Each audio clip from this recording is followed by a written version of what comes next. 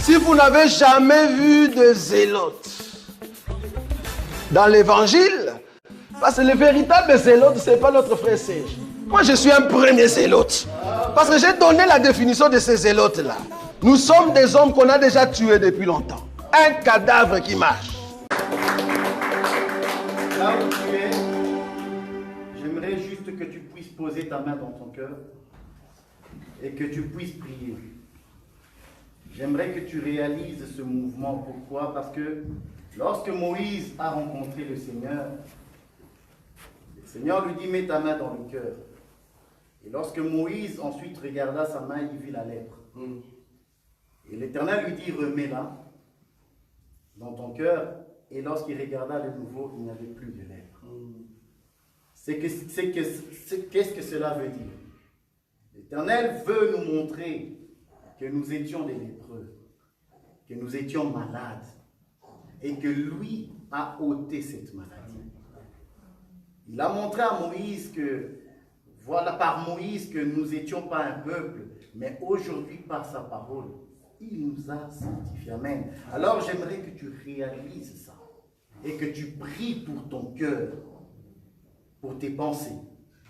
Parce que le cœur de l'homme, c'est le centre de sa vie. Et la Bible dit, garde ton cœur plus que toute autre chose. Alors j'aimerais que tu pries pour ton cœur. Pour 1 minute, pas plus. Prions. Seigneur, oui. Moi, je crois en ces paroles. Je crois en ces paroles que tu nous as sanctifiés.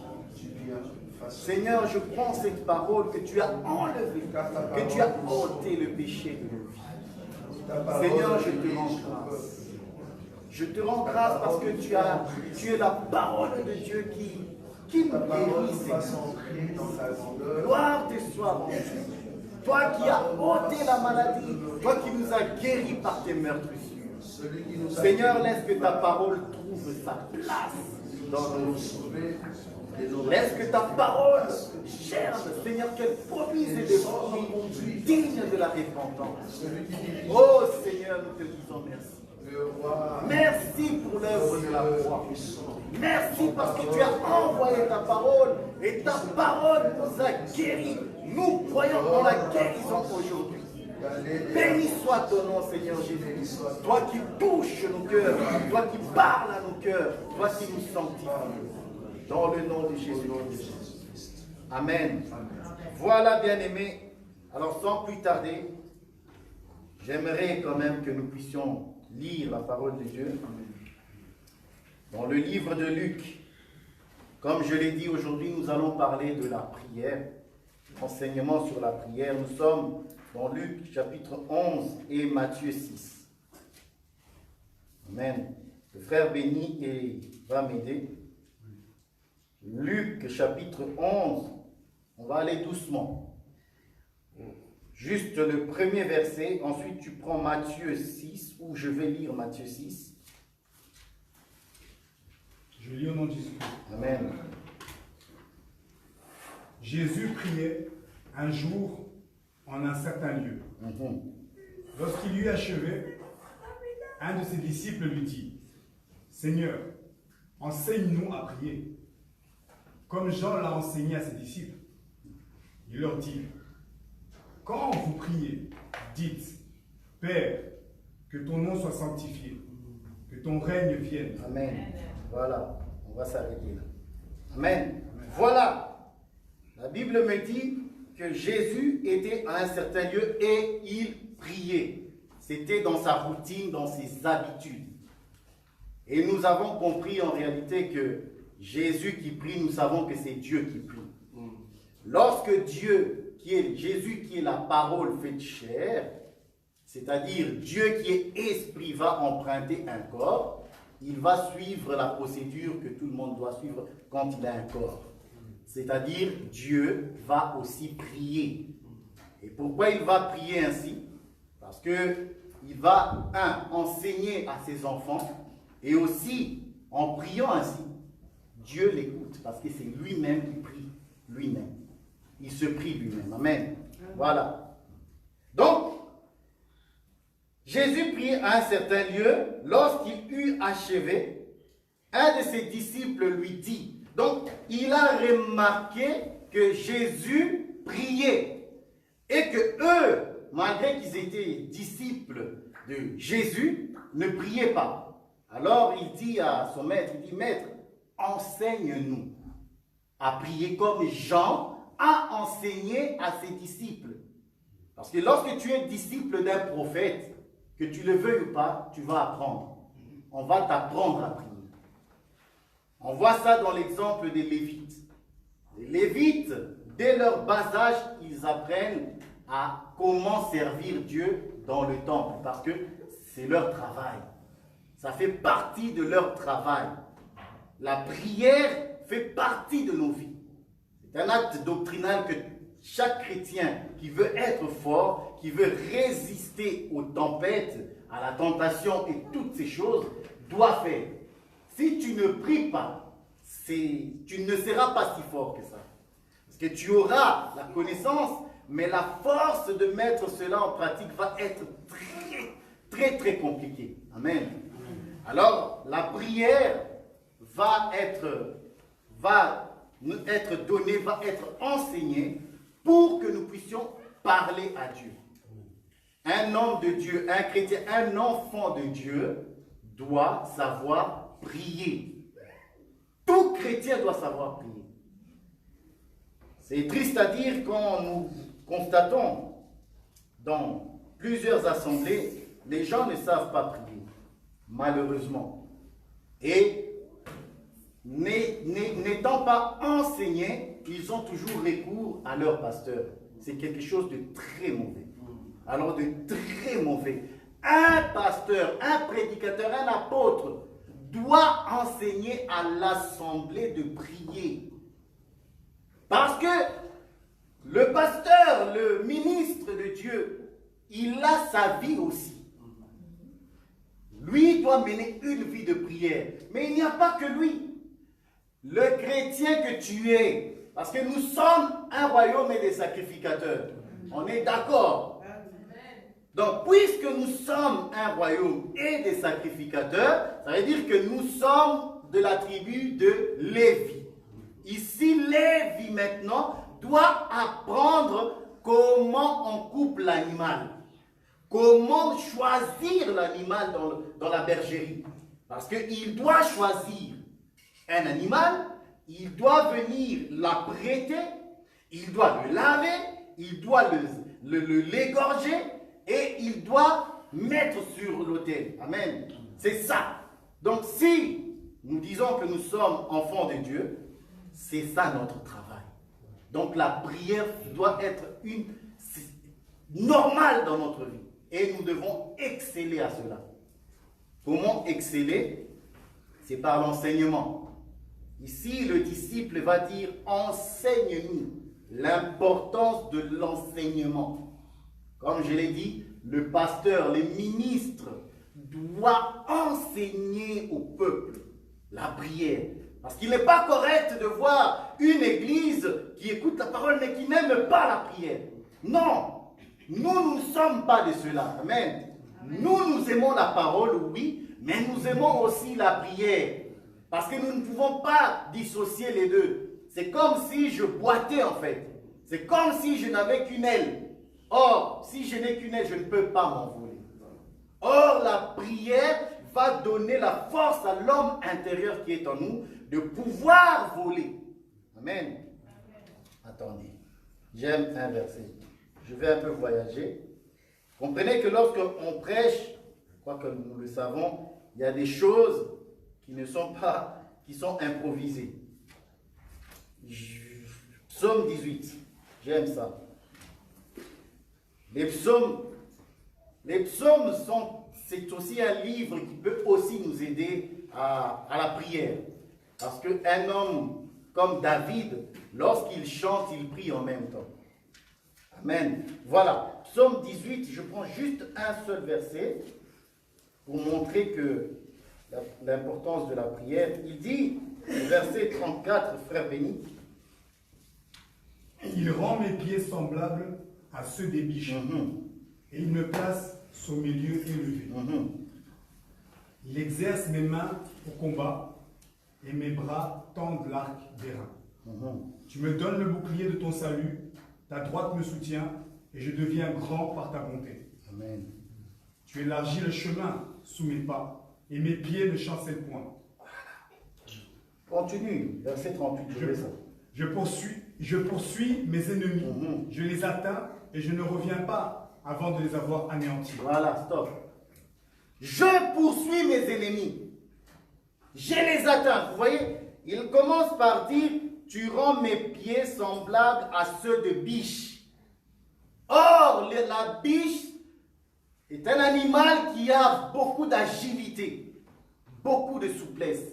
Il monte les montagnes avec beaucoup de facilité. Or, la montagne, c'est le symbolisme même de la prière. Amen. Parce que nous voyons cela lorsque Moïse d'ailleurs, ou même Élie, on va toucher Élie, lorsqu'il monte à la prière, il monte la montagne, c'est pour aller rencontrer le Seigneur.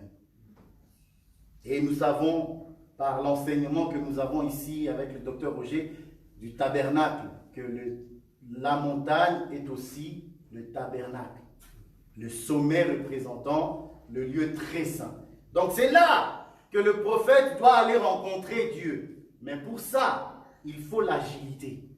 Il faut être dans cette capacité de pouvoir monter, aller à la rencontre du Seigneur. Amen. Il dit, il rend mes pieds semblables à ceux de biche et me place sur mes lieux élevés. Or, les lieux élevés ici, je le prends comme les lieux célestes. Parce que la Bible dit que nous sommes assis avec Christ dans le lieu céleste. Si tu ne pries pas, tu ne sauras pas ce qui se passe dans les lieux célestes. Parce que toutes les grandes décisions se passent là.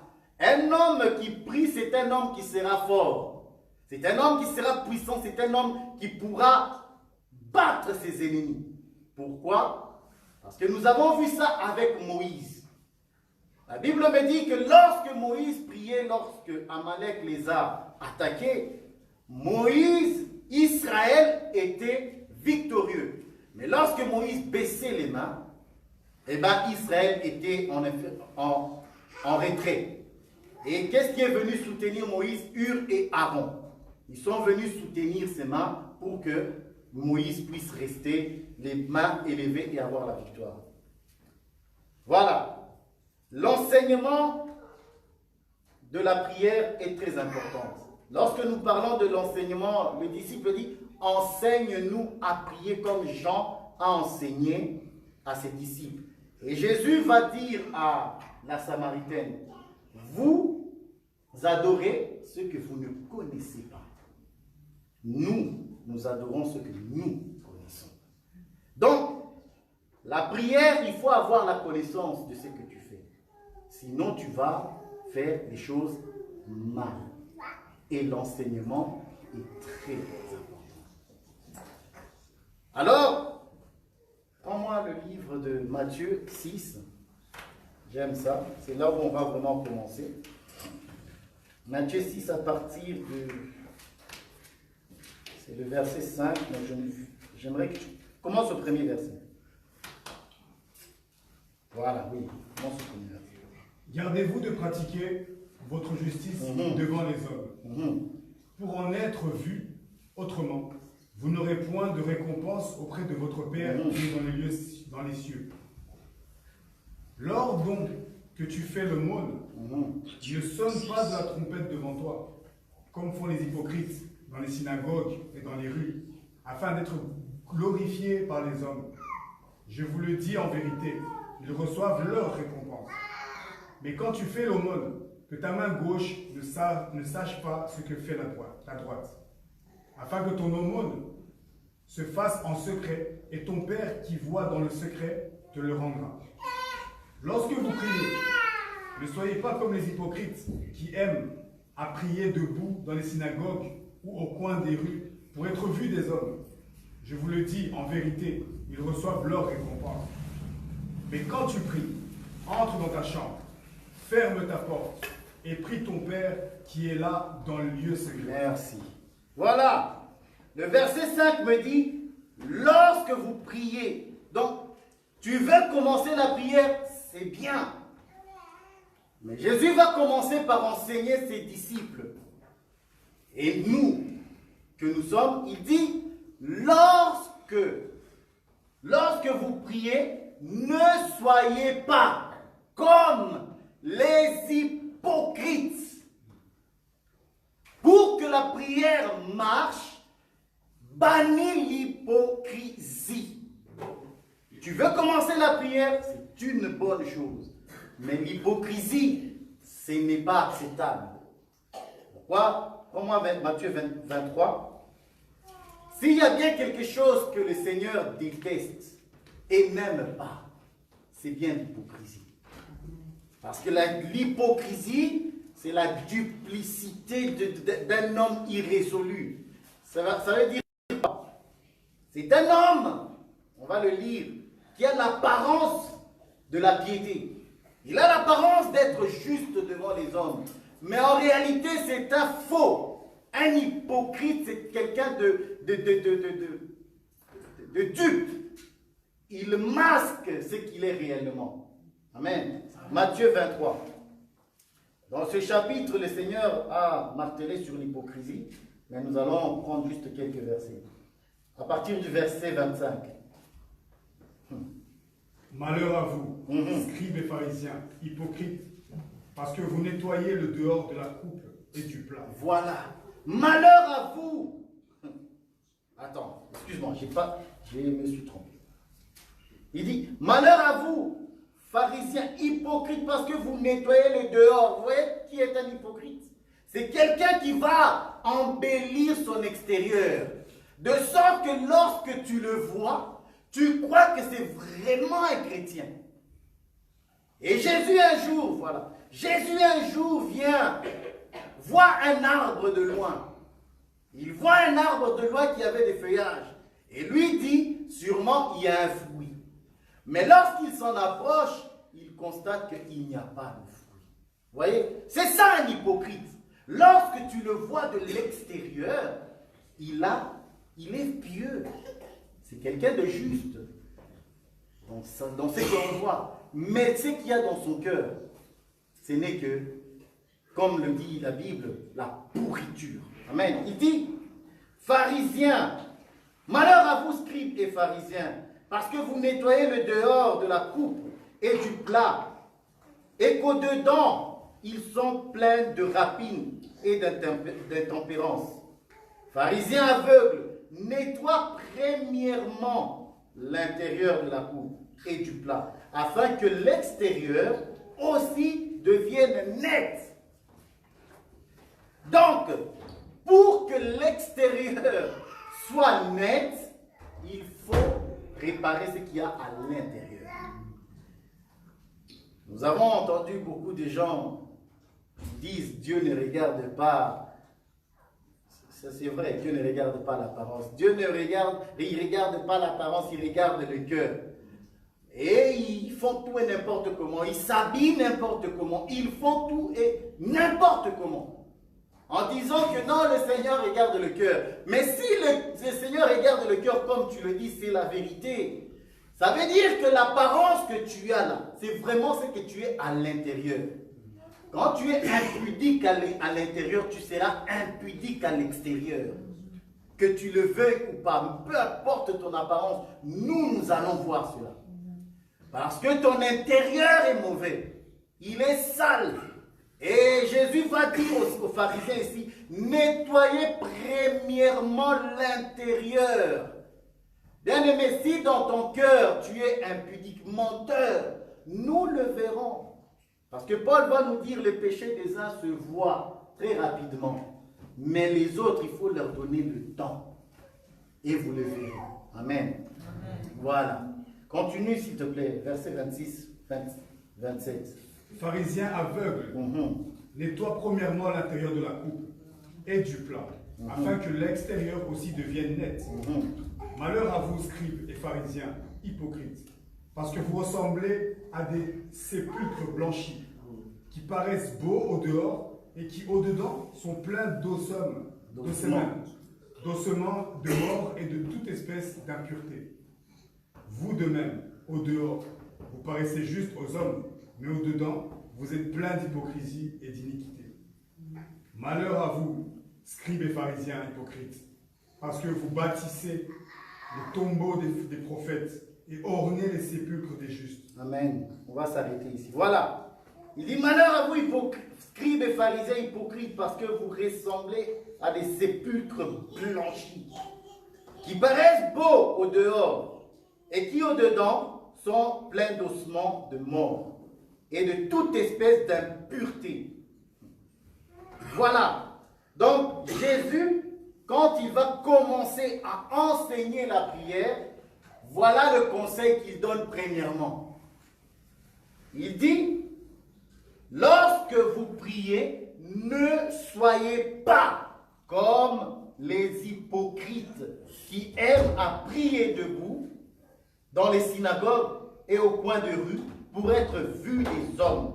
Je vous le dis en vérité, ils récoltent leur récompense. Voilà. Ça, c'est le conseil de Jésus qu'il donne à toute personne qui s'approche de Dieu. De ne pas être dupe. De ne pas essayer de duper Dieu. Parce qu'en réalité, nous le verrons aussi, Dieu voit le cœur. Il sonde les reins. Donc, si tu es faux, si tu pratiques l'injustice, si tu ne marches pas selon la parole de Dieu, ça va venir aussi, mais je le dis, la Bible me dit qu'une telle personne qui a détourné son oreille pour ne pas écouter la parole, sa prière même est une abomination. Alors si tu veux, parce que tu veux prier, tu veux voir la main de Dieu, nous voulons tous voir la main de Dieu, mais pour que les choses marchent, pour que nous puissions voir la main de Dieu, il faut que nous puissions commencer à traiter l'intérieur et ne pas être hypocrite. Voilà le conseil de Jésus. Tu veux voir la main de Dieu, tu veux voir la bonté de Dieu, tu veux être soutenu, bannis l'hypocrisie, bannis la méchanceté, traite ton cœur, parce que c'est du cœur que viennent les mauvaises choses. C'est du cœur. Jésus le dit. Amen. Il dit, mais quand tu pries, entre dans ta chambre, au verset 6. Mais quand tu pries, entre dans ta chambre, ferme la porte et prie ton Père qui est dans les lieux secrets. Et ton Père qui voit dans le secret te le rendra. Amen. Déjà ici, il dit que Dieu est dans le secret. Le secret, c'est ce que l'homme ne voit pas. C'est ton cœur. C'est là où l'homme ne peut pas voir. Mais Dieu, lui, peut voir ça. Parce que lorsque Jésus guérit un paralytique, il lui dit premièrement, tes péchés sont pardonnés. Alors, les scribes et les pharisiens qui étaient là, ils disent non, ils blasphèment. Mais Jésus, sachant ce qu'il y avait au-dedans d'eux, vous voyez, il n'avait pas exprimé ça ouvertement, les scribes. Mais Jésus, connaissant ce qu'il y avait dans le secret, dans leur cœur, Jésus, Dieu, il sait ce qu'il y a dans ton cœur. Ton Père qui est dans le secret, il voit. Vu que tu entres dans le secret, lui aussi, il est là dans le secret. Et dans le secret, il te voit. Tu t'approches de Dieu, ne crois même pas qu'il ne va pas te voir. Ce n'est pas possible. Vaut mieux ne viens pas. Si tu t'approches de Dieu dans la prière, dans l'assemblée des saints, il va te voir. Amen. Amen. Voilà. Quand tu pries, entre dans ta chambre. Ferme la porte. Donc, nous voyons déjà que pour commencer la prière, selon le modèle, parce que ça c'est le modèle que Jésus enseigne à ses disciples. Hein. Comprenez que Jésus, quand il donne ça, il y en a qui récitent cette prière comme si c'était une formule magique. Non, ce n'est pas une formule magique. C'est un enseignement de plusieurs points, de plusieurs requêtes. Dans la prière, tu vas retrouver ça. tu vas retrouver ça, il y a ça, tu peux aller là, tu peux demander à Dieu, tu peux demander pardon. En fait, c'est un mélange des requêtes. Et Jésus va enseigner ça à ses apôtres. Nous pouvons prendre plusieurs modèles dans la Bible de prière, parce que quand tu regardes le tabernacle, tu peux aussi prier selon le modèle du tabernacle, par exemple. Rendre grâce à Dieu dans le parvis. Tu peux rendre grâce à Dieu dans le lieu très saint, dans le lieu saint. Donc tout ça, c'est lorsque tu as l'enseignement. Vous voyez, la base, c'est l'enseignement. Bon, on va parler de ça. La base, c'est l'enseignement. Lorsque tu as l'enseignement, tu peux commencer à prier. Je vais prendre le modèle, par exemple, du tabernacle. Lorsque tu entres dans le tabernacle, tu vois directement la cuve d'airain et l'autel de sacrifice. Et là, c'est déjà une requête lorsque tu as l'enseignement. Parce que tu vas comprendre pourquoi il y a la cuve d'airain, pourquoi il y a l'autel. Donc tout ça te permet de dire à Dieu, d'adresser à Dieu de prières, d'actions, de grâces, de merveilles. Pourquoi? Parce que tu as l'enseignement. Tu sais ce que ça veut dire, le parvis. Quand je dis le parvis, comprenez que je parle de la croix. Amen. Je parle de la croix, c'est là où l'animal est brûlé, est tué. Et ensuite, on va prendre son sang, le sacrificateur va aller dans les lieux très saints une fois dans l'année. Ce n'était pas tous les jours. Amen. Voilà, dans le modèle du tabernacle, tu peux rendre grâce à Dieu là, et tu rentres dans le saint, dans le lieu saint. Là, qu'est-ce que tu retrouves? Tu retrouves les chandeliers. Tu retrouves le pain de proposition. Tu retrouves l'autel des parfums. Et là, tu peux prier. Mais d'abord, l'enseignement doit être bien enraciné. Parce que, en adressant à Dieu la prière, tu vas voir que le pain de proposition est très important. Tu comprendras que le chandelier a un sens. Parce que sans le chandelier, tu ne vas pas voir ce que tu manges. Alors tu peux adresser à Dieu des prières. Ça, il faut être enseigné. Amen. D'où l'importance de la prière, de l'enseignement avant de prier. Très important. Et le lieu est très saint, qui est le lieu où il y a l'arche de l'alliance, où on peut adresser à Dieu des louanges et de l'adoration. On peut passer du temps rien qu'avec ce modèle-là. Amen. Il y a plusieurs façons de prier Dieu selon les requêtes. Ici, on parle de la prière que Jésus enseigne à ses apôtres. Il dit, mais quand tu pries, entre dans ta chambre. Vous voyez? Donc il parle déjà de la chambre. Okay. En tant qu'hommes que nous sommes, Dieu nous a créés selon son modèle. Il a créé selon le modèle du tabernacle, justement. Donc, lorsqu'il dit « entre dans ta chambre », oui, selon la doctrine, selon la vie de tous les jours, tu rentres dans une pièce où tu vas être concentré. Parce que la prière demande énormément de concentration. Donc, non seulement de concentration, mais aussi un temps où personne ne va venir te déranger. C'est pour ça que je vous exhorte, avant de commencer la prière, si tu veux faire une bonne prière, choisis un bon moment. On est en pleine prière, donc on prie à 5 heures. C'est bien. Pourquoi? Parce que les enfants dorment. Tu peux prier sans que personne vienne toquer à la porte et te déranger. Donc dans la prière, tu dois être dans une certaine disponibilité. C'est ça l'enseignement de Jésus. Être disponible, entrer dans la chambre pour que personne ne te dérange. C'est pour ça que lorsque nous venons aussi dans l'assemblée, pour être attentif, parce que ça demande ton attention, on éteint son GSM. Il ne faut pas que tu rentres, parce que nous rendons à Dieu un culte ici. Dans la louange, la prière, la parole, la communion fraternelle, c'est un culte que nous rendons à Dieu.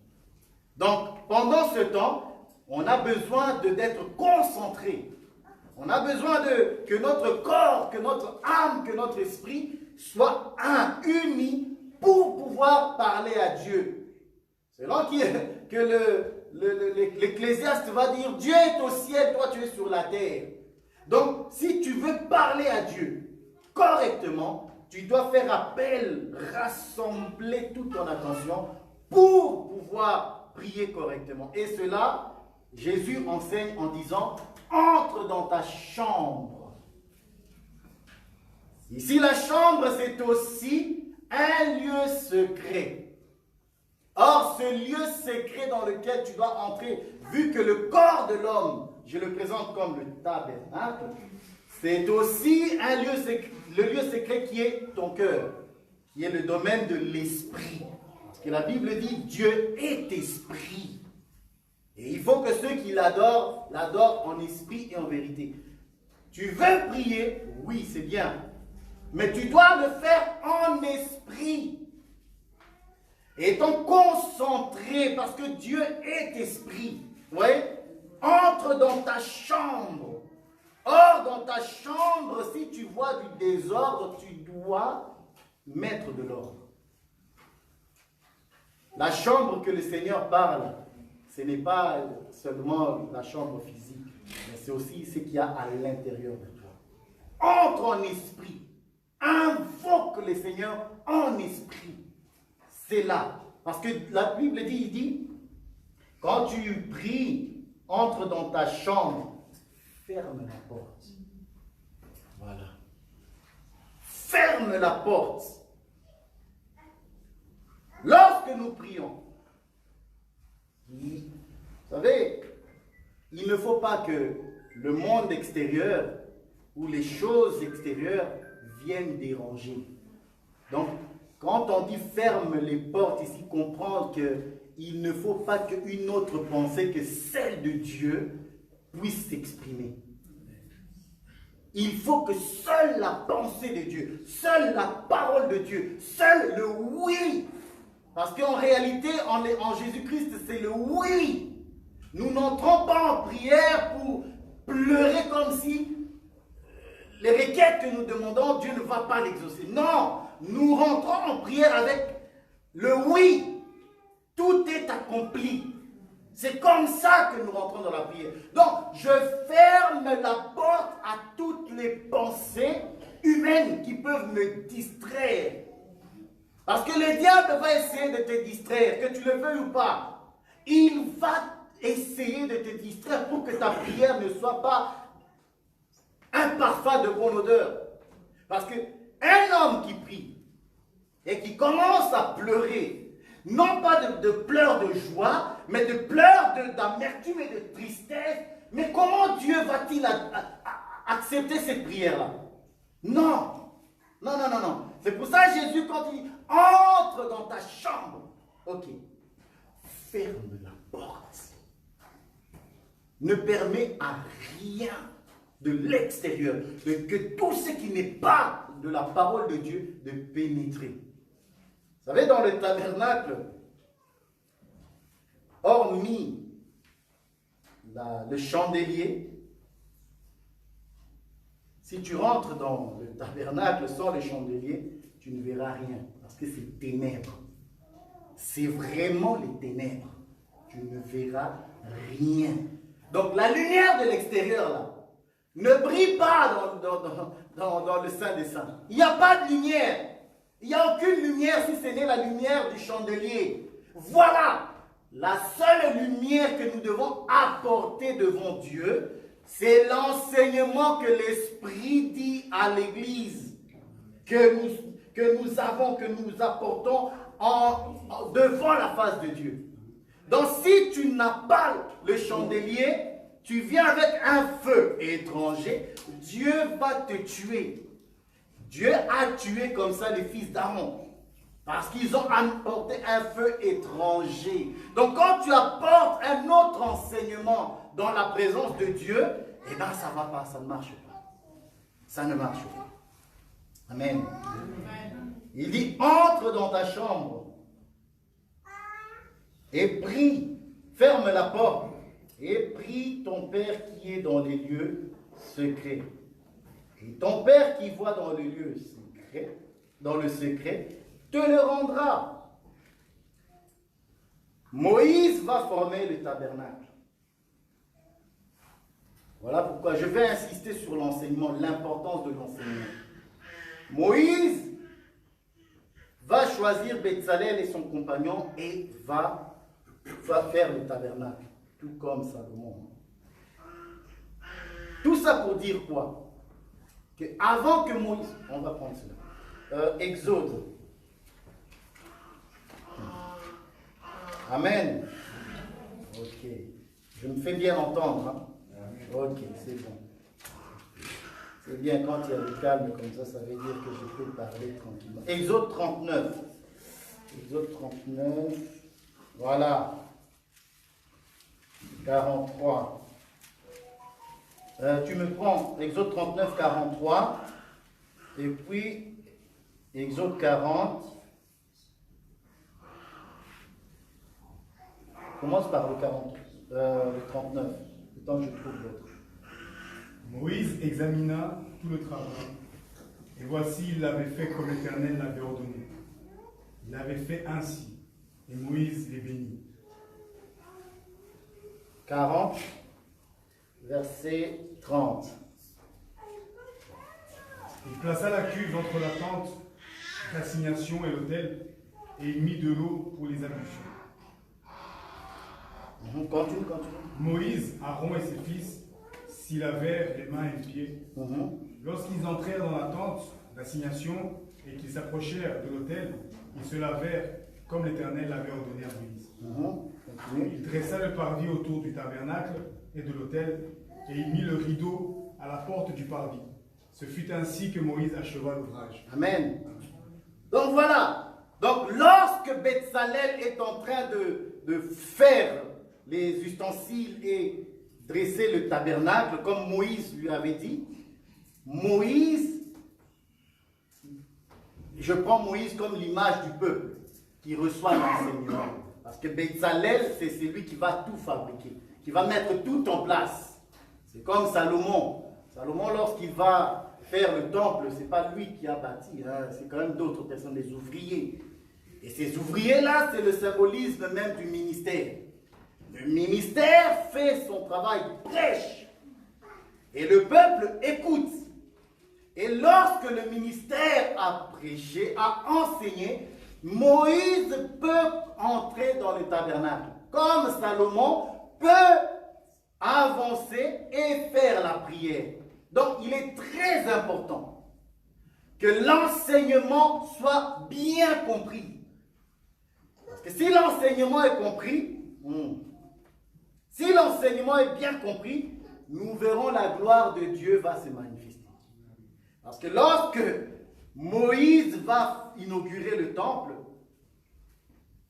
et même Salomon, attendez que je trouve ça. Voilà, 40, verset 17. Le premier jour du premier mois de la seconde année, le tabernacle fut dressé. Moïse dressa le tabernacle. Il en posa les bases, plaça les planches et les barres, et éleva les colonnes. Il étendit la tente du tabernacle et il mit la couverture de la tente par-dessus, comme l'Éternel l'avait ordonné. Attendez. Bon, je sais qu'à un moment donné, la colonne de nuée est descendue et les sacrificateurs ne pouvaient plus entrer. C'est le même récit aussi que nous allons retrouver chez Salomon. Lorsque Salomon va faire la prière et tout, Dieu va descendre. La Bible va dire que les sacrificateurs, les Lévites, ne pouvaient pas entrer. Pourquoi? Parce que Dieu est descendu dans sa gloire. Qu'est-ce que cela veut dire? Cela veut dire que lorsque tu pries, lorsque tu as écouté l'enseignement et que tu pries selon l'enseignement, toi qui pries, vu que c'est toi qui es le tabernacle, la gloire de Dieu va descendre sur toi. Or, Pierre va nous dire que l'Esprit de gloire repose sur nous. Donc, quand tu pries correctement, la gloire de Dieu, et David va aussi le dire, le Sinaï, tous les événements qui se passent à Sinaï, la gloire de Dieu qui était à Sinaï, descendit sur la montagne au jour du Sinaï. Le Sinaï est dans le sanctuaire. Lis-moi ce verset que tu as trouvé. C'est Exode 40, verset 34. Ah, 34. Il dit alors la nuée couvrit la tente d'assignation. Ah, voilà, c'est ça. Et la gloire de l'Éternel remplit le tabernacle. Uh-huh. Moïse ne pouvait pas entrer dans la tente d'assignation parce que la nuée est restée dessus et que la gloire de l'Éternel remplissait le tabernacle. Voilà. Donc, un homme qui prie, c'est un homme fort. Pourquoi? Parce que la gloire de Dieu se manifeste en lui. Dieu est en toi. Ça, nous devons le réaliser. Vous savez, nous sommes des hommes. Je l'accepte. Mais nous ne vivons pas selon les hommes. Nous vivons selon la foi. Et notre foi, nous ne sommes pas des idiots. Parce que les gens, le monde pense que nous sommes des idiots. Nous croyons ces choses parce que c'est vrai. On ne peut pas expliquer la foi selon la raison humaine. Ce n'est pas possible. Mais nous croyons ces choses. Je crois que nous sommes le temple de Dieu et que la gloire de Dieu est en nous. Mais le monde veut quoi? Voilà d'ailleurs pourquoi plusieurs se trompent. Parce qu'eux veulent voir la gloire de Dieu de manière magnifique, commencer à faire des miracles à la olé olé. Non, non, Dieu est dans le calme. Dieu est dans le calme, il est dans la discrétion. S'il veut se manifester, il va se manifester. Vous savez, si tu ne vois pas les manifestations de Dieu, ça ne veut pas dire qu'il n'est pas là. Dieu est là. Seulement, il faut savoir que c'est David qui le dit. C'est Isaïe. Les signes. Quand il parle des signes, il dit, il anéantit les signes des faux prophètes et il manifeste les siens. Comment voir les signes de Dieu? Parce que c'est ça que le monde veut. Nous voulons voir des miracles. Mais on ne peut pas. Dieu ne va pas manifester sa puissance, son miracle, si les choses ne sont pas bien posées. Ce n'est pas possible. Et Dieu est dans la discrétion possible, parce que Dieu sait qu'il veut. Dieu veut se montrer à toi. Dieu veut se manifester. Mais Dieu se manifeste premièrement par sa parole. Parce qu'il est la parole. C'est que Dieu a de plus grand, c'est lui-même. Et c'est ça que Dieu donne d'abord. Parce que quand tu as ces choses-là, tu verras le reste. C'est pour ça que Jésus va dire, cherchez premièrement le royaume des cieux et toutes les choses que vous cherchez, ça viendra. Les miracles vont venir, vont se manifester dans ta vie. Pourquoi? Parce que l'enseignement est bien posé. Les fondements sont solides, sont selon les normes. Alors oui, tu verras ces choses. Nous croyons à ces choses. Amen. Amen. Voyez ce que Jacques dit. Parce que les gens prient et veulent voir Dieu. Alors Jacques aussi va nous dire quelque chose.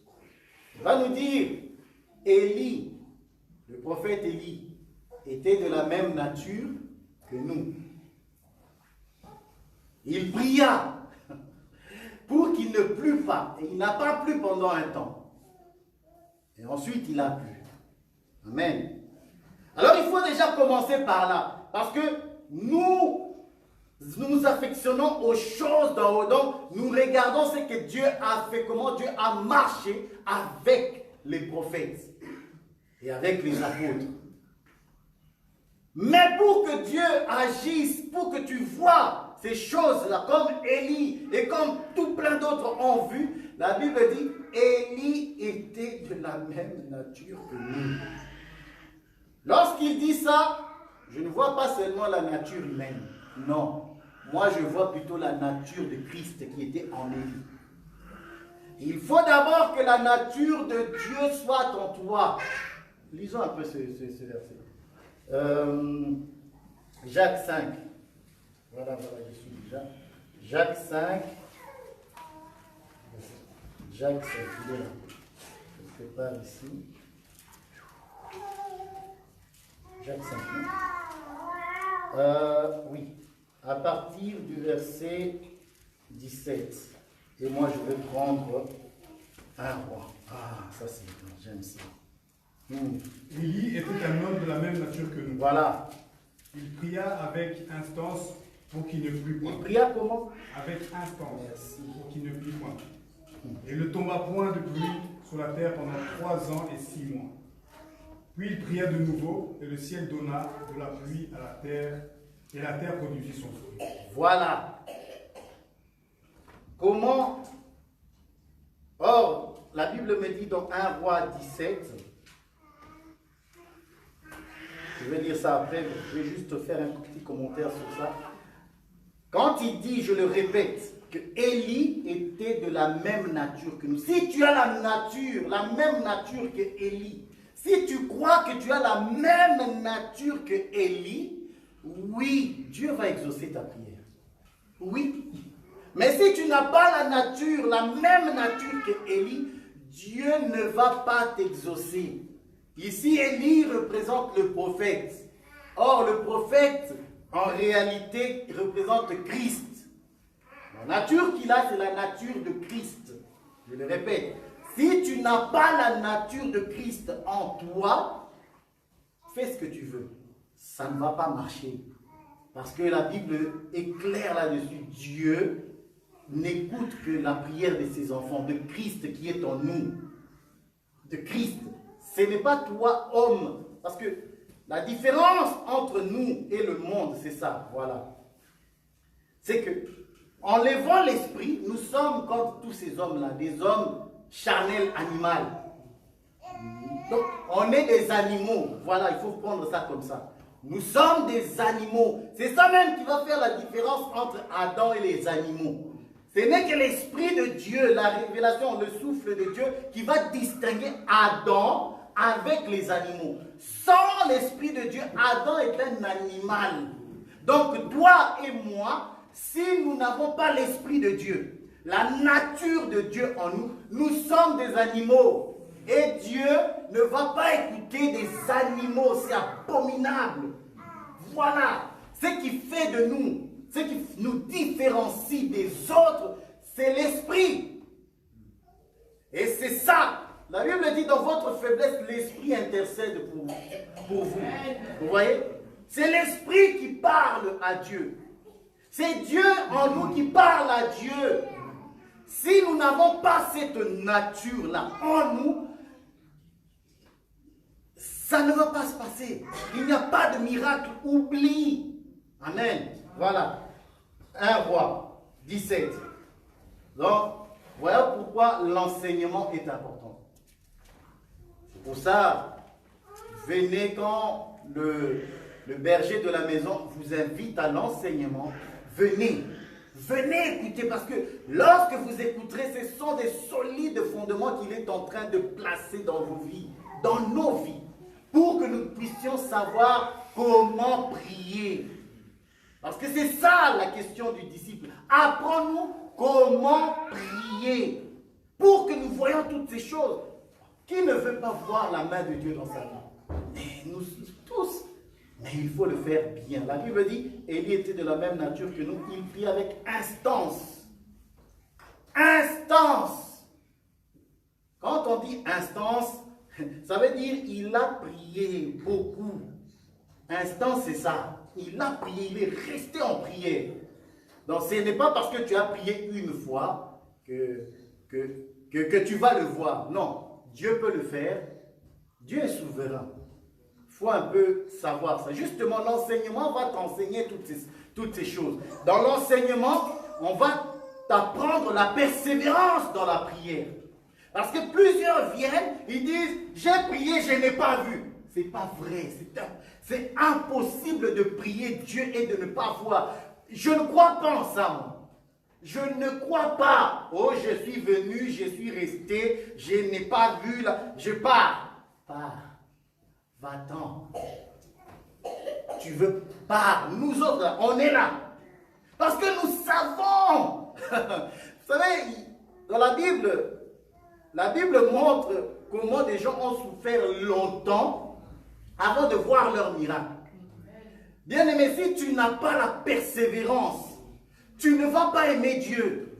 Tu vas blasphémer. Or, il faut que la nature de Dieu opère en toi, la persévérance. Alors, c'est par la persévérance que nous serons sauvés, la Bible dit. Oui, donc l'enseignement va t'apprendre à persévérer. Bien-aimé, ce que Dieu veut pour tout le monde, c'est les vertus. Avant de manifester les dons, là, Dieu veut que tu sois vertueux. Parce que les vertus, là, les dons, mais les vertus ne passent pas. Les vertus d'abord, le caractère. Il veut former l'homme intérieur qui est en toi. La Bible dit ceci. Je lis, parce que j'aime beaucoup. Vous savez, quand je préparais ce message, j'ai beaucoup rigolé. Surtout quand je suis arrivé ici. J'ai rigolé. Vous savez que la Bible, quand tu lis ça, ça réjouit, hein? Tu ris avec Dieu. Tu dis, oh, mais Seigneur, mais c'est grave. Ça fait plaisir. Amen. Amen. La Bible dit ceci, parce que j'aime beaucoup Élie. La Bible dit que Élie le Tishbite. Vous savez quand Élie, bon, frère, lis, parce que j'ai envie de commencer directement à exhorter. Verset 1er. Élie le Tishbite, l'un des habitants de Galade, dit à Achab, l'Éternel est vivant, le Dieu d'Israël, dont je suis le serviteur. Il n'y aura cette année-ci ni rosée ni pluie, sinon à ma parole. Stop. Élie le Tishbite, l'un des habitants de Galade, dit à Akab, l'Éternel est vivant.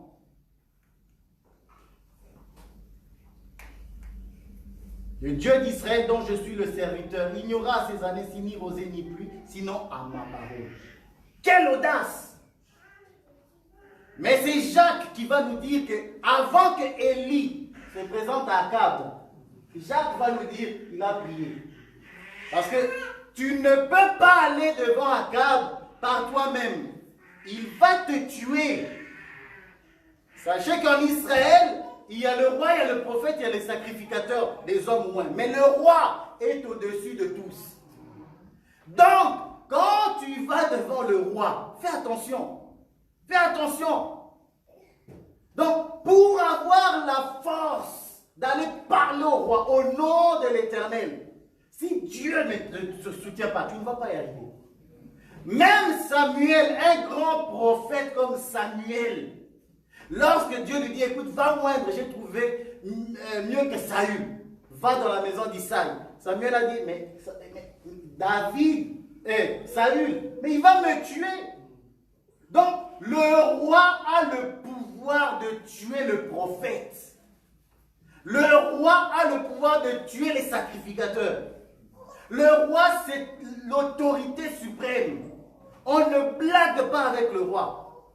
Et là, Élie, c'est Jacques qui me dit, avant de se présenter devant Akab, il a prié. Vous voyez? Ça, c'est un homme de prière. L'homme de prière a la capacité de tenir devant ses épreuves. Pourquoi? Parce que la parole de Dieu est vivante en lui. Parce que la gloire de Dieu est en lui. C'est ça que je voulais dire. C'est que la gloire de Dieu étant en nous, nous avons la capacité. Comme Élie, nous savons maintenant qu'avant de parler à Akab, il a prié. C'est ça un homme spirituel. C'est ça un chrétien fort. Être dans la capacité de parler. Et Jésus va dire, les portes de ces jours de mort, c'est ça, ne profiteront point contre son Église. Et nous savons aussi que Moïse, le grand Moïse, avant d'aller parler à Pharaon, il a dû parler à Dieu, dire, mais Seigneur, Pharaon, là, tu veux m'envoyer chez Pharaon? C'est la mort. Or, Dieu lui doit manifester, faire des signes pour fortifier son serviteur. Or, l'enseignement et la prière, c'est ça notre force. C'est ça qui va nous fortifier afin de tenir ferme. C'est comme ça même que nous pouvons aller dire à Pharaon, laisse partir mon peuple. Parce que tu es puissamment fortifié. Laisse ma santé. Voilà. Laisse mes enfants. Laisse mon business. Pourquoi? Parce que tu as la force et l'autorité d'agir, de parler sans craindre la mort. Mais si tu ne pries pas, si tu n'es pas un homme de prière, si tu ne viens pas de la montagne de Dieu, ne crois même pas que tu auras la force. Attends, je vous ai dit, j'ai beaucoup ri. Bon, là je vais les raconter un peu parce que ça va être long.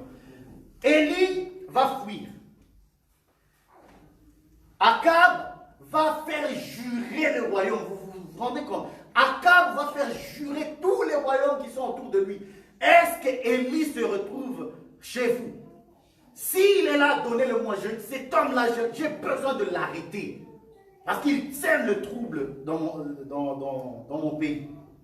Et il rencontre un serviteur d'Akab, Abdias, qui était un homme craignant Dieu. Abdias était un homme craignant Dieu. Et il rencontre Élie. Abdias rencontrant Élie, Élie lui dit, Abdias, c'est moi Élie. Va dire à ton maître que tu as vu Élie.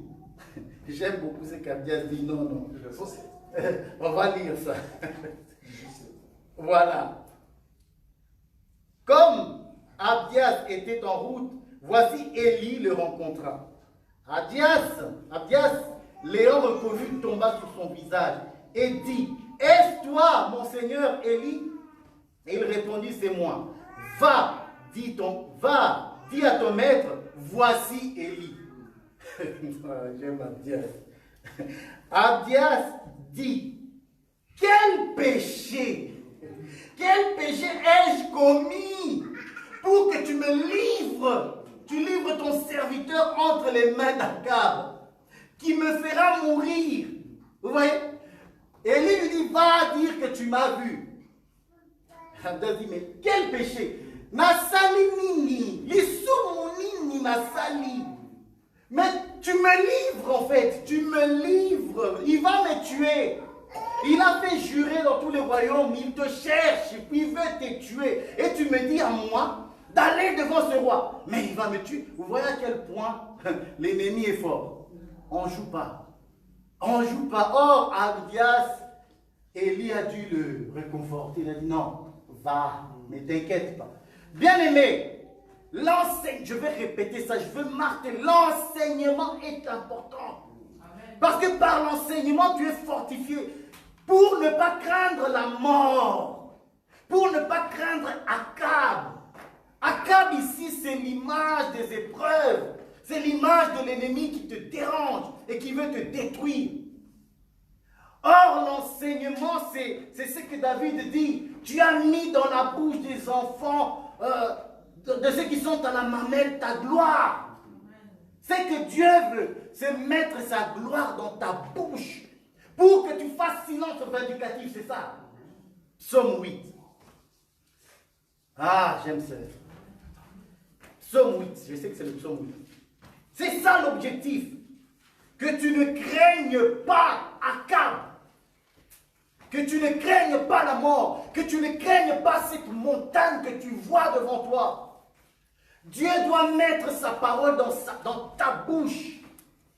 Mais pour cela, il faut l'enseignement. Alors tu pourras prier, tu pourras parler, tu pourras glorifier. Dis-moi ça s'il te plaît. Verset 3. Par la bouche des enfants et de ceux qui sont à la mamelle, tu as fondé ta gloire pour confondre tes adversaires, pour imposer le silence à l'ennemi et au vindicatif. Voilà. Tu as pour imposer le silence à l'ennemi, au vindicatif, aux méchants qui veulent s'emparer de toi. Les vindicatifs sont des ennemis méchants qui veulent retrouver leur autorité dans ta vie. Que tu le veuilles, le Seigneur nous a délivrés, oui, mais nous sommes encore là dans le monde. Et tant que nous sommes là, le péché ne va pas te lâcher. Tu seras séduit. Mais si tu ne pries pas, tu seras séduit. Or, pour avoir la force de résister et d'échapper à la tentation, ce n'est que la prière. Or, pour bien prier, il faut l'enseignement. Sinon, tu n'arriveras pas à parler devant Akab. Tu n'y arriveras pas. Donc, je vous exhorte vraiment à aimer la prière. Amen. On va continuer dans notre 1 roi. J'aime ça. Élie, le Tishbite. La Bible dit, l'un des habitants de Galade. Et Jean-Baptiste dit dans les évangiles, il dit, il est au milieu de vous. Un homme qui est plus grand que moi. Lui, il vous baptisera d'eau, de l'esprit et de feu. Amen. Lis-moi un peu le 1 roi 17, s'il te plaît. Le verset. Verset 1, 2, 3. 1, 2, 3. Élie le Tishbite, l'un des habitants de Galade, dit à Akab, l'Éternel est vivant, le Dieu d'Israël, dont je suis le serviteur. Il n'y aura cette année ni rosée ni pluie, sinon à ma parole. Et la parole de l'Éternel fut adressée à Élie en ces mots. Pars d'ici, dirige-toi vers l'Orient et cache-toi près du torrent de Kérit, qui est en face du Jourdain. Tu boiras de l'eau du torrent, et j'ai ordonné au corbeau de te nourrir là. Il partit et fit selon la parole de l'Éternel. Et il alla s'établir près du torrent de Kérit, qui est en face du Jourdain. Amen. Les corbeaux lui apportaient du pain et de la viande le matin, et du pain et de la viande le soir, et il buvait de l'eau du torrent. Amen. Voilà. Lorsque Élie parle, il dit l'Éternel est vivant. Donc, il faut savoir que nous servons un Dieu vivant. Je vais aller vite et je vais conclure. Tout le monde n'est pas vivant. Et Ézéchias va dire cela. Le vivant, c'est celui qui loue, qui te loue. Lorsqu'il était malade, alors Ésaïe vient lui annoncer qu'il va mourir. Et il s'est retourné et il a prié. Il a prié et c'est après qu'il soit guéri, il va déclarer ces paroles. Ça, nous aurons cette partie-là avec Judas. Lorsque je parlerai des enfants de Judas, il y a cette partie qui est aussi mentionnée. Le vivant, parce que l'Éternel, il faut être le serviteur du Dieu vivant. Or, la vie, nous savons que c'est celui qui a la sémence de Dieu. Pourquoi? Parce que le vivant, selon Ézéchias, il dit, le vivant, c'est celui qui te loue. Donc, celui qui ne loue pas, pour louer plutôt, il faut avoir la sémence de Dieu. Si tu n'as pas la sémence, tu ne peux pas louer. Le serviteur de Dieu que nous sommes, nous avons la sémence. C'est pour ça que Jésus va dire, le Seigneur n'est pas, le Dieu n'est pas le Dieu des morts. Il est le Dieu des vivants. Amen. Il n'est pas le Dieu des morts. C'est pour ça que quand Élie parle, nous comprenons beaucoup de choses. L'Éternel, le Dieu vivant, c'est pour un peuple seulement. Il n'est pas le Dieu de tout le monde. Il dit, le Dieu d'Israël dont je suis le serviteur. Il n'y aura ces années ni rosée ni pluie, sinon à ma parole. Et l'Éternel adressa la parole à Élie en ce mot, pars d'ici, dirige-toi vers l'Orient et cache-toi près du torrent de Kérit qui est en face du Jourdain. Voilà, on a lu, vous avez compris.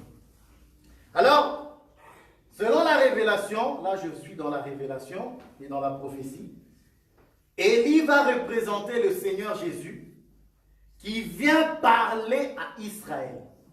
Parce que Akab va représenter la maison de Juda. Donc, Juda. Donc, c'est le Christ qui parle à la maison de Juda pour annoncer qu'il n'y aura plus de pluie. Or, la pluie et la rosée, c'est la parole de Dieu. C'est la révélation de sa parole. En Israël, il n'y aura plus de rosée. Il n'y aura plus de pluie. Et Dieu sortit Élie de la maison d'Israël pour le cacher. Là, Dieu va ordonner, écoutez bien, ordonné au corbeau de nourrir Élie. Il n'a pas ordonné à tous les animaux ou à tous les oiseaux de nourrir Élie.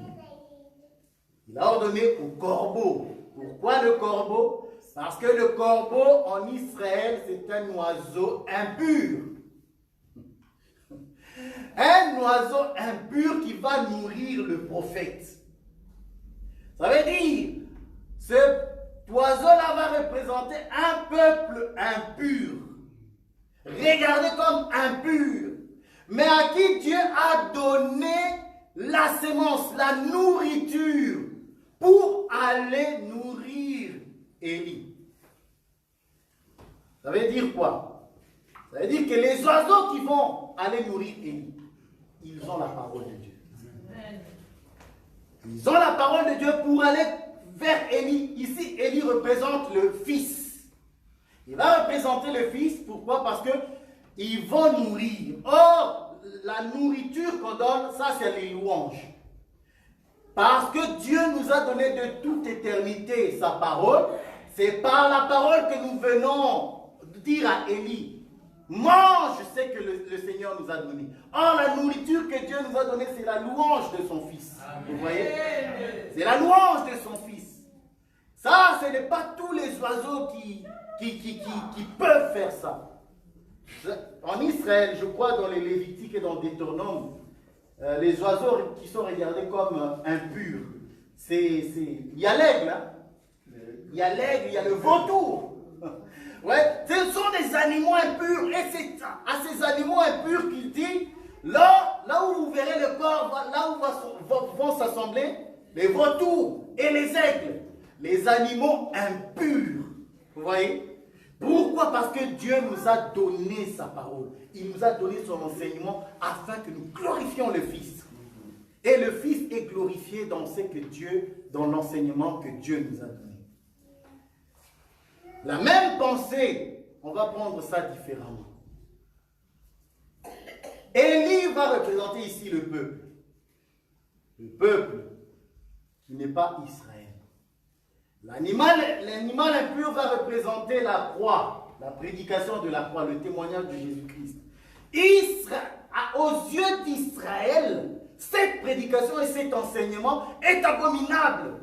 C'est une abomination. Israël ne peut pas l'accepter. Mais n'acceptant pas cela, Israël n'a pas la vie. Or, cet animal qui est impur, le corbeau ici, c'est l'image maintenant de notre Seigneur Jésus, qui a la parole de vie en lui, qui va donner à un peuple. Et ce peuple-là va avoir la vie. Parce qu'Élie se retrouve dans un lieu où seule la parole de Dieu et le torrent vont le nourrir. Ça, c'est nous le peuple maintenant. Si nous ne prenons pas l'enseignement de Christ, qui est impur, je le dis bien, aux yeux d'Israël, nous n'aurons pas la vie. Nous n'aurons pas la vie et nous ne serons pas forts. Nous serons détruits. Mais gloire soit rendue à Dieu qui nous a donné, qui nous a ouvert le cœur. Parce que c'est Dieu qui donne à Élie l'endroit où il doit être. Les corbeaux, ce message va arriver jusqu'à toi. Ouais? C'est comme ça que les oiseaux, les corbeaux se déplacent jusqu'à nous. Aujourd'hui, nous avons reçu l'enseignement du corbeau. Béni soit l'enseignement du corbeau.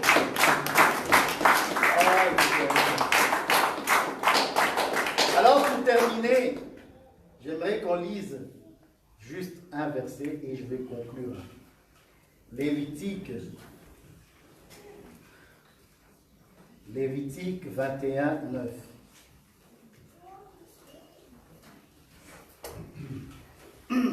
Si la fille d'un sacrificateur se déshonore en se prostituant, elle déshonore son père. Elle sera brûlée au feu. Reprends. Si la fille d'un sacrificateur se déshonore en se prostituant, elle déshonore son père. Voilà. Elle sera brûlée au feu. Elle sera brûlée. Amen. Amen. Je crois que je vais m'arrêter ici en disant ceci. Ce que la Bible vient de nous dire, c'est que si la fille d'un sacrificateur se déshonore, répète-le-moi s'il te plaît. Si la fille d'un sacrificateur se déshonore en se prostituant. En se prostituant. Donc, elle est la fille d'un sacrificateur. Elle est censée marcher selon la parole. Parce qu'elle est soumise à son père. Amen. Amen. Si elle se déshonore, la suite? Elle sera brûlée au feu. Elle sera brûlée au feu. Or, la Bible va me dire une chose. J'honore ceux qui m'honorent. Je méprise ceux qui me méprisent. Et il va dire dans Malachie, il dit, si je suis père, où est l'honneur qui m'est dû? Donc, un fils honore son père. L'honneur ici, c'est l'obéissance à la parole de Dieu. Donc, la fille ici qui s'est déshonorée, elle a péché parce qu'elle n'a pas marché selon la loi de son père. Vu qu'elle a péché, elle s'est déshonorée, elle va mourir par le feu. Ce n'est pas ton cas, je l'espère, ce n'est pas mon cas. C'est comme ça que nous avons compris que la Vierge folle va mourir dans des atroces souffrances.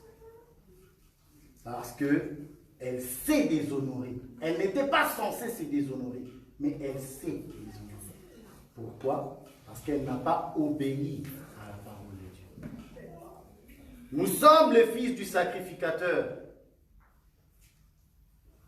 Je vous exhorte, comme le dit la Bible, lorsque vous priez, dites Père. Et si Dieu est votre Père, si Dieu est notre Père, puisqu'il est notre Père, honorons-le.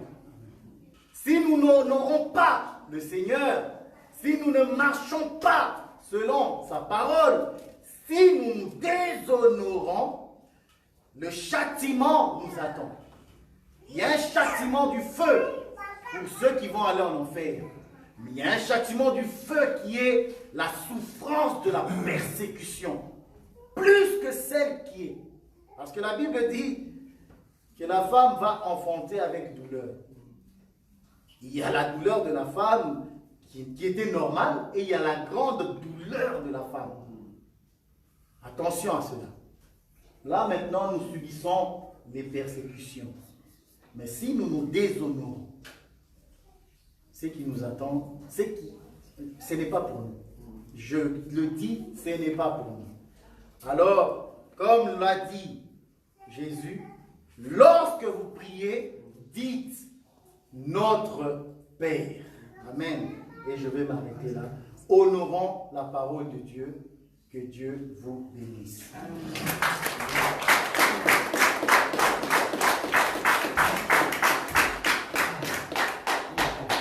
Oh, que le Seigneur soit loué. Nous allons baisser nos têtes. Et tu vas penser à cette parole. J'ai beaucoup aimé là où l'homme de Dieu a dit que cette parole qui est en nous, c'est une parole que les corbeaux ont amenée. C'est-à-dire aux yeux du monde, nous sommes regardés comme un peuple souillé. C'est-à-dire un peuple qui sont marginalisés, qui marchent pas selon le voie de ce monde. Mais cependant, toi et moi, nous savons que nous avons l'eau de Kérit qui est là et la nourriture le matin et le soir. Amen. Bien-aimé, tu vas élever la voix. Tu vas dire merci Seigneur Jésus, parce qu'aujourd'hui, nous mangeons la nourriture qui vient de toi. Mais cependant, le monde, il n'y a pas de pluie, ni rosée, mais cependant, nous profitons de l'amour du Seigneur par l'eau de Kérit. Tu vas élever la voix, dis merci Jésus pour la parole que tu me donnes en ce lieu. Commence à élever la voix.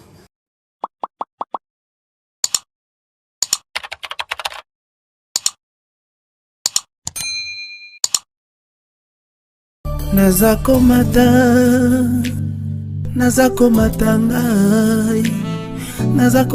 ngai ngana za komata.